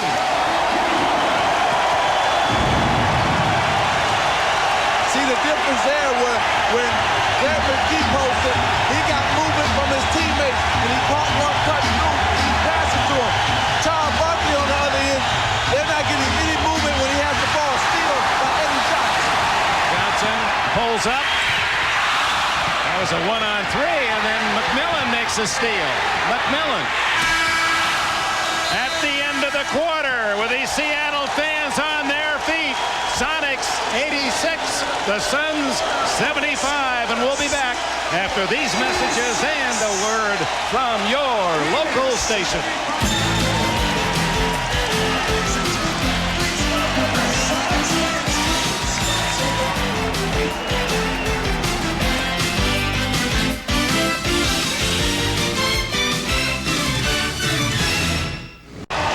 Okay, right here we got Charles Barkley with the ball.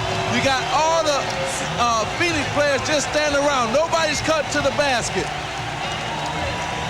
Now on the other side of that, the difference is when Derek McKee posted up, he got cutters. Right here is Derek. He's gonna have people cutting to the basket, and then he's gonna hit Michael Cage for the layup. And that's the difference between this game. Phoenix is standing around on offense. Seattle is cutting, making backdoor cuts, and getting layups. I was worried that you wouldn't have anything left if there is a Game 7, but you're not going to be with us on Saturday if that's the case. Derek McKee opens the fourth quarter, and the Seattle lead builds to 13. Another post up. Derek McKee on the smaller man. He went right up over him for 2 points. Tom Chambers is short.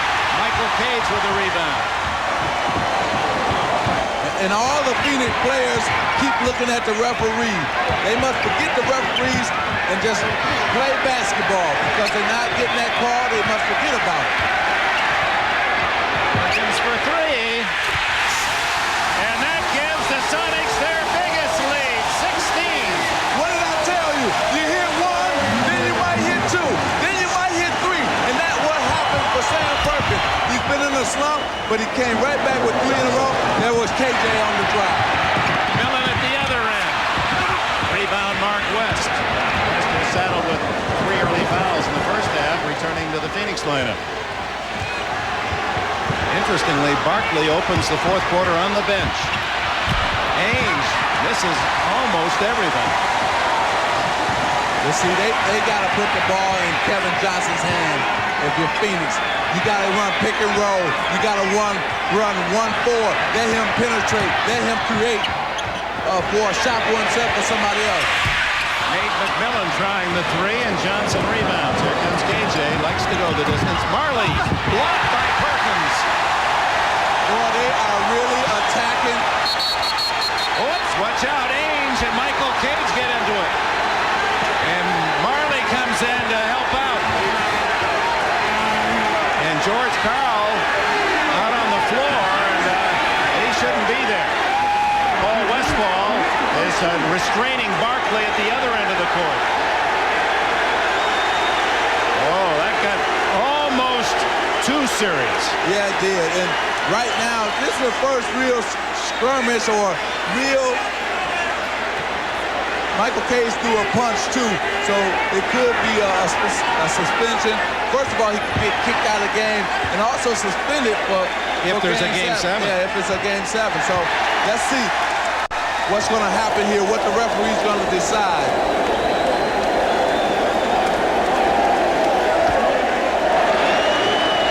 They're going to sort it out. Well, one good thing about it is Daryl Garrison, who is the head of all the officials, is here. So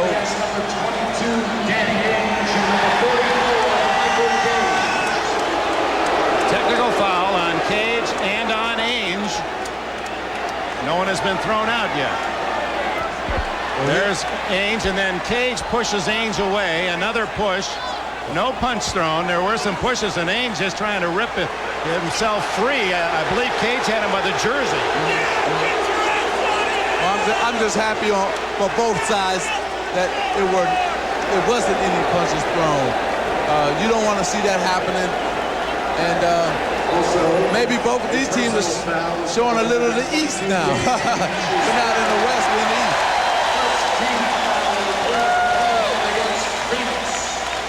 Ainge also got a foul. He was the one who initiated the action, his third.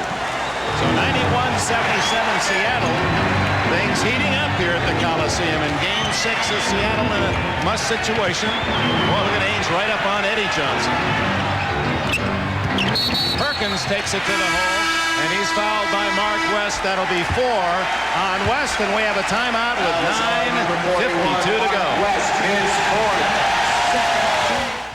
Genuine Draft presents Genuine Moments.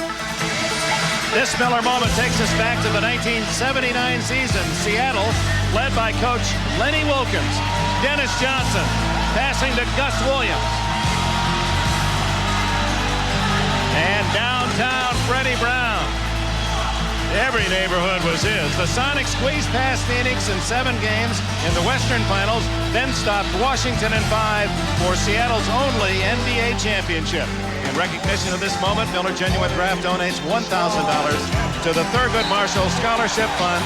The 3 retired jerseys, Coach Wilkins, Brown, and Sikma, all part of that 79 championship. Their numbers hanging in the rafters. Yeah, I knew about that team because we ran into that team my first year. That was a great team.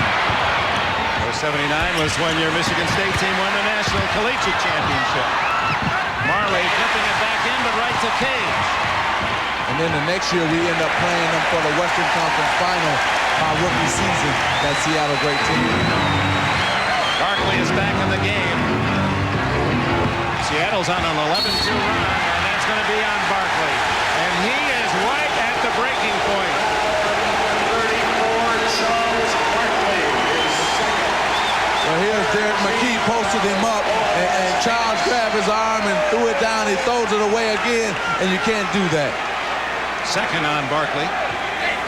9:15 left. Seattle in the driver's seat with a 14-point lead. And if it goes Game 7, it's Saturday afternoon. 12 o'clock Western time, 3 o'clock Eastern time. McKee. Cage with 5. They'll give him that shot, and he hits it. Not an outside shooter, but Cage has 6. Well, everything is working well for Seattle. They've been aggressive from the beginning. They've continued that throughout the game. They're really playing their game. Kevin Johnson drains a 17-footer. He leads Phoenix with 15. Now, see, because of the fact that Phoenix is not a team that forces turnover or that pressures, it's going to be tough for them to come back. Johnson on the long feed from Barkley can't hit and Kemp rebounds. Barkley and West never got past the free throw line at the other end. And there was Kevin Johnson again arguing about a call. He wanted a foul call. Sean Kemp walking on air as he hits that 5-footer. 18 points and 12 rebounds for Kemp. Another sterling game. Marley, boy, they're pressuring. He finds the 3-point range, but can't hit. Cage rebounds. Barkley seems dismayed and discouraged. Yeah, it's like that fourth quarter of Game 4. Here's Sean Kemp. You know, he's now gaining the respect of everybody in the whole country because they don't see a beautiful basketball player like him often. And now he's on national TV, and he's taking advantage of it. Hand for Derek McKee, who goes out with 16 points. Pierce back in for the Sonics. And a foul out on the court against Nate McMillan, his 3rd. George Karl greeted us with one of his lucky hats, his North Carolina Tar Heel hat. He says his Seattle Mariner hat is the other. He has over 500 caps, but the one that he really wants is one to match his CBA championship when he was in Albany. He wants and thinks that if they go to Game 7, his club really is ready to take this from Phoenix. He's very confident in their chances to win again in Phoenix. Ames from long point, 3-point range, and then Pierce loses it out of bounds, but touched by KJ. Well, what George Karl said to us was that his team plays very well in Phoenix. They like that court. They shoot well there. They play well there. So he's hoping that he can force a Game 7 because there have been some close games, and he feels that maybe they have a chance to win in Phoenix. 7 minutes, 15 seconds to go, and it's Pierce inside. Pierce again. Look at Seattle. They continue to attack. They're aggressive. That time, Ricky Pierce shot the ball. Sean Kemp tipped it up. Ricky Pierce went back and got it again. They're making the second and third effort. Johnson in the scramble, and then Ames is fouled by McMillan. But with 7 minutes to go, Seattle has its biggest lead, 18. Well, the reason they got an 18-point lead is right here. Knocked away from Ricky Pierce. There's Kemp. Battling there, Ricky Pierce gets it back and puts it in. They love it. They love this game like this, the crazy game.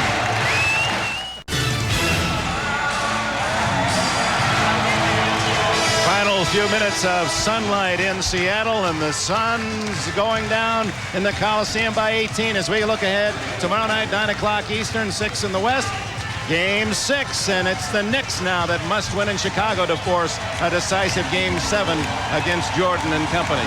We'll be in Phoenix Saturday if there's a Game 7. That'll be at 3 Eastern time.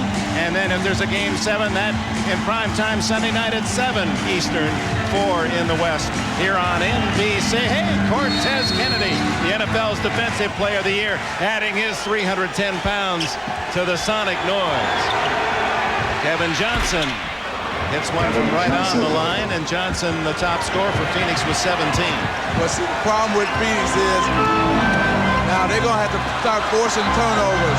Now, during the regular season, I think they finished like 13, right in the middle of the pack, and they're not a team that forces turnover or denial or pressure, so it's going to be tough for them to come back. 5 on the shot clock. Sean Kemp. Boy, Kemp has shown his total offensive package tonight. Well, like I said, it's great for the fans around the country to get to see Sean Kemp because we knew he was a great basketball player, but other fans around the country does not know that. Did not know that until now. Kemp and McMillan in their effort to deny. There's a jumper again by Sean Kemp. He's hit like 3 at the buzzer as the shot clock is winding down. He's hit like 3 shots tonight. Free throw line number 7. Yep, we asked him about it. 23. Are you mature enough to take on the leadership of this team? That's what everyone said. He says, you bet. He said, I've been listening, and the X-Man. He said, I learned some things from the X-Man how to handle myself down in that locker room. Kevin Johnson continues to score for Phoenix, but they're not getting much else. And Charles Barkley has only 11 points off his 43 in Game 5. Well, this has just been Seattle's game. And now you got 6 minutes to go. What Phoenix must try to do is get this game within 10 points in about 3 minutes. They'll start trapping more, taking chances defensively. Payton forces the shot. It's taken away by Frank Johnson to Kevin Johnson. Kevin scores, and he is fouled by Ricky Pierce. So KJ turning up the burners. On a beautiful move. You know, it's tough to guard him in the open court when he has the ball because he has so many weapons that he can use. Right there, he just goes to his left hand. He just blows right past the defender for 2 points. Beautiful move by KJ. And he has the presence of mind to shoot the ball with his left hand. Keep it away from the defender. KJ has all Phoenix's points in the 4th quarter, and now 22 on the game. Well, you see, Phoenix has gone to a full court trap type game. They're going to try to get some turnovers. Oh, they got another one. There's a charge. So the Sonics, this has been part of their pattern with big leads. George Karl says, I don't know why, but they suddenly start playing differently. It's that helter-skelter. Well, see, you don't need to be helter-skelter right now. What you need is good shots. McMillan with a steal, and last touch by Ricky Pierce.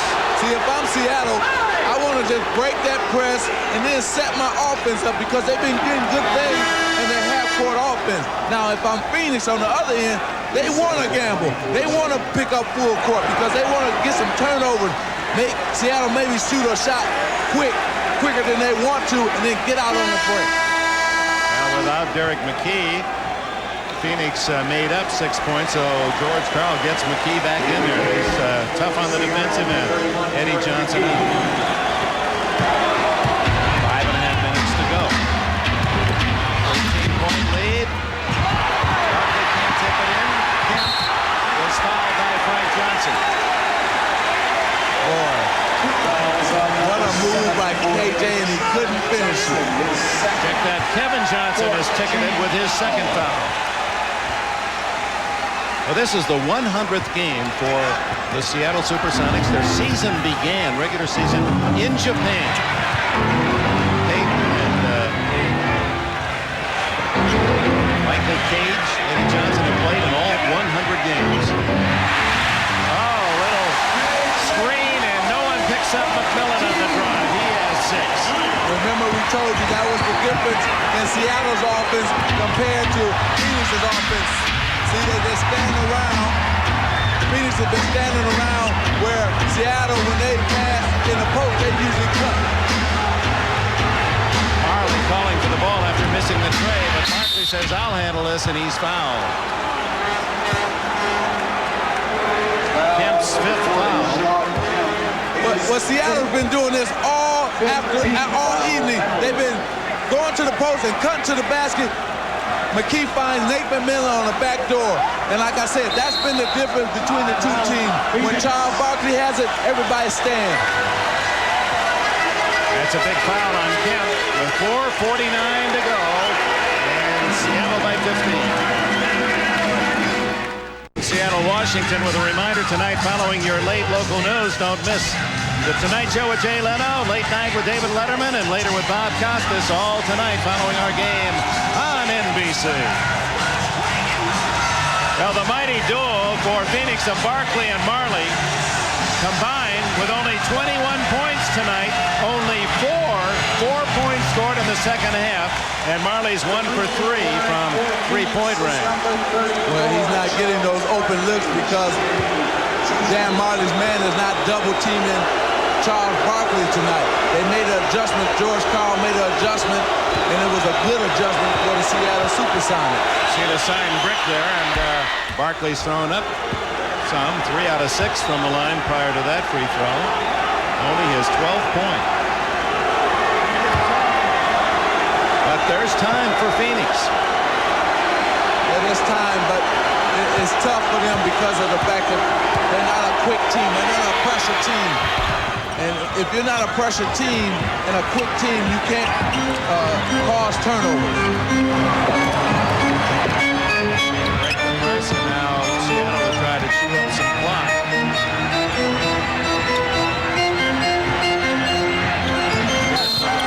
Frank Johnson hits the side of the board and a foul. And Frank Johnson and Ricky Pierce disagree. Well, what's happened is Ricky Pierce pump faked him in the air, and Frank Johnson went by and kicked him in the face. And so I don't know if he was mad, if Ricky Pierce felt that he kicked him in the face on purpose, or if he just something they had going on before that. Here's the pump fake here by Ricky Pierce. See, ooh, right in the mouth. Frank Johnson kicked him right there. And Pierce got upset. Oh, man. Glad he didn't get any of his teeth knocked out, that being Ricky Pierce. I don't think there's any intent there. No. I don't think so either. I think he maybe said something to Ricky Pierce may have said something to Frank, and he might have got a little close. Pierce looking for his 24th point. He's been perfect again from the line, 7 for 7. I mean, he just is automatic. His charity is over 90% on the season. And actually 89% to be accurate. 103-88. Frank Johnson pumps up a three-point. And Pierce rebounds.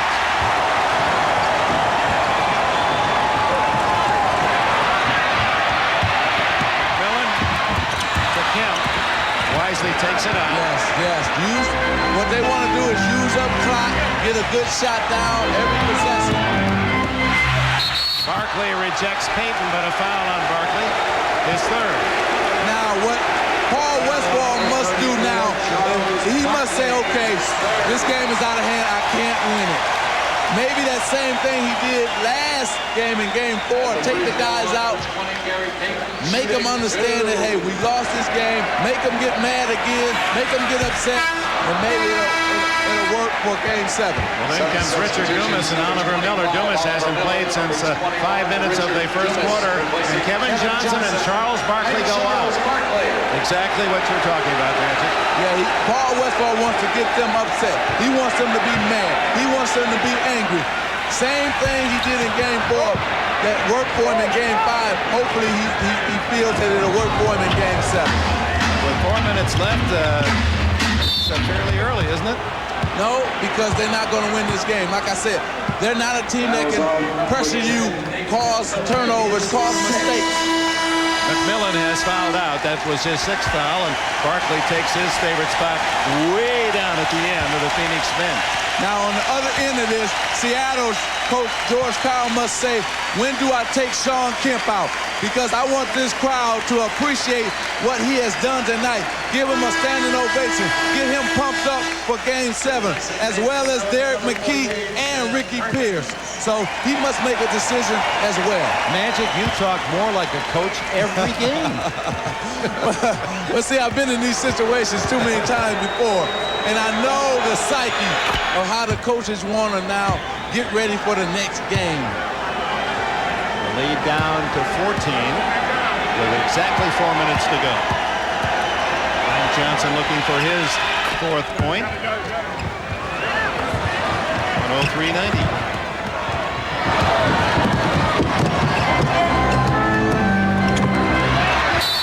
Forced the turnover as Payton dribbles off his knee. But he over-dribbled. That's why. He should have passed. Once he sees a double team coming at him, he got to get rid of the ball. Got Ainge and Marley and Frank Johnson, all 3-point shooters on the floor. And Ainge takes a 3, misses everything. Out to Payton, knocked away. Johnson can't save. Suns are 0 for their last 9 shots.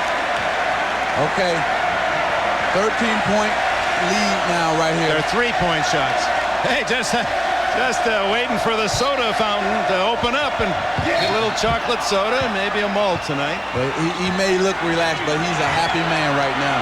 He called it out. He said he wanted the same game as he had in Game 5. If he got that here at home, he knew that this Supersonics would win, and sure enough, they're on the verge of doing that unless something drastic happens here. Pierce, Marley rebounds.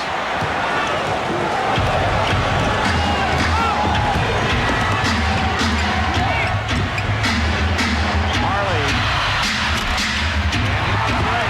Oh, he's been as cold in the second half tonight as he was hot the whole game in Phoenix. Danny Ainge with a foul. His 4th. Well, see, Dan Marley has not gotten the same looks as he had in Game 5, and that's the difference. See, when you get a wide open look and you start knocking maybe 1 or 2 down, that's when you feel that you can hit anything. That's why he kept on hitting them in Game 5. Now, in this game, he's had a couple 3-pointers. The first one, nobody guarded him, and he knocked it down. But these last couple, he's had a man running at him in his face, and he couldn't knock him down.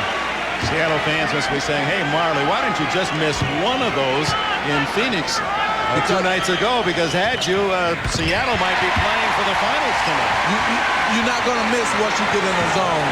You feel it in your mind, and you feel like you can't miss, and that's what happened.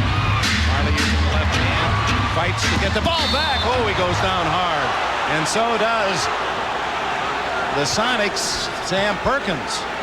Perkins holding his head. See, this is the reason why I say you gotta take Shawn Kemp out. You gotta take Derek McKee out.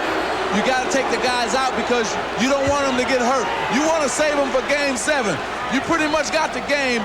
You got a 15-point lead with 3 minutes to go.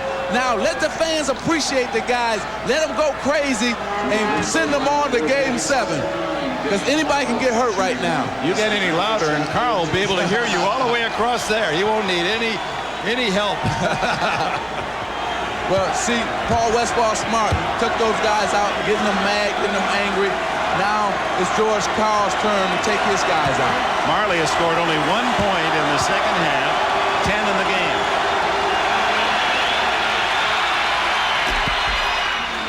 105-91.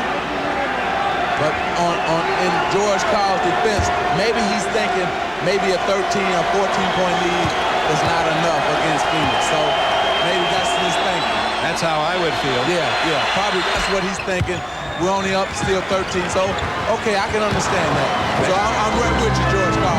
Especially with the propensity for Phoenix to hit. So, they hit a couple of threes in a row, and suddenly it's a scary situation for Seattle.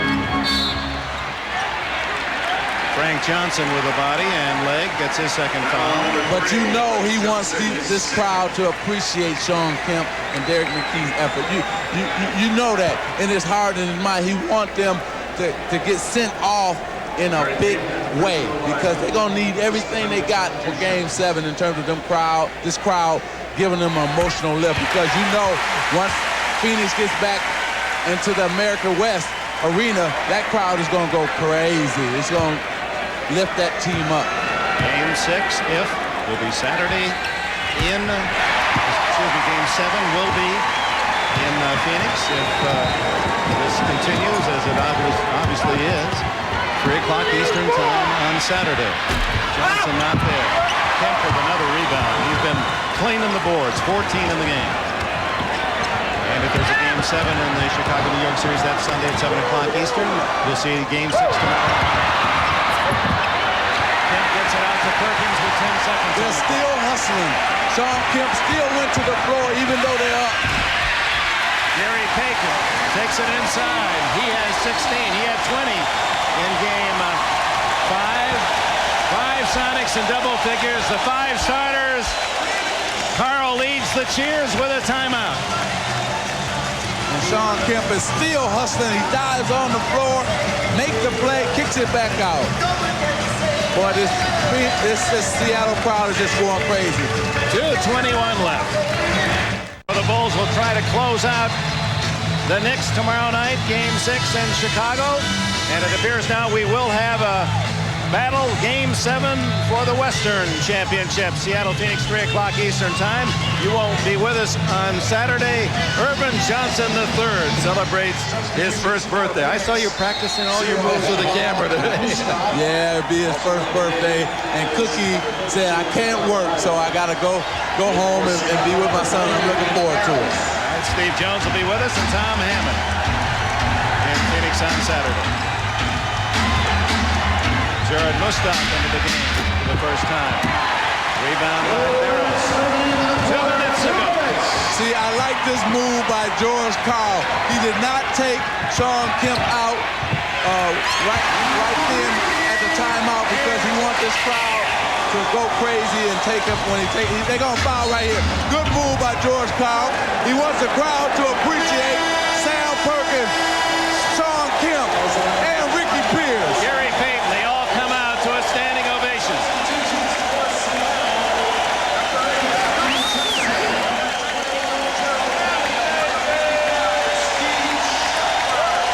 Frontline scoring tonight. Seattle starters outscored Phoenix and Charles Barkley 51-17. Kemp with 20, McKee 16, Perkins 15. Barkley had 13, Dumas and West 2 each. That was the difference in the game. You know, that was nice what happened because Dan Marley and Charles Barkley got the same ovation in Phoenix. And it was nice that those 3 guys got the ovation too as well here in Seattle. Seattle started the playoffs. They had to win 2 must games against Utah, 1 and 5. They won in overtime in 7 against Houston. Sam Perkins adds a little frosting, even broke into a little smile. Well, he's hit 4 straight. And I know George Karl is hoping that's going to carry over to Game 7. It's going to be something in Game 7. I hate that I'm going to miss it. I love that my son's birthday is coming around, but I hate that I'm going to miss this Game 7. Well, you can watch too, you know. 1:14 to go and garbage time as Perkins comes up to throw a body check on Frank Johnson, which reminds us tonight, Game 2 of the Stanley Cup Finals. Montreal defeated the Kings 3-2 in overtime. They're even at a game apiece. There's a little cross-check there. That might have cost Perkins 2 minutes in the other game. Yeah, well, you know, they've been aggressive and physical all night long, and they're going to continue it to the end of the game. And here it is right here. Perkins just comes out. What he was trying to do was come up for a steal. And Frank Johnson put his body in front of, between him and Sam Perkins and the ball.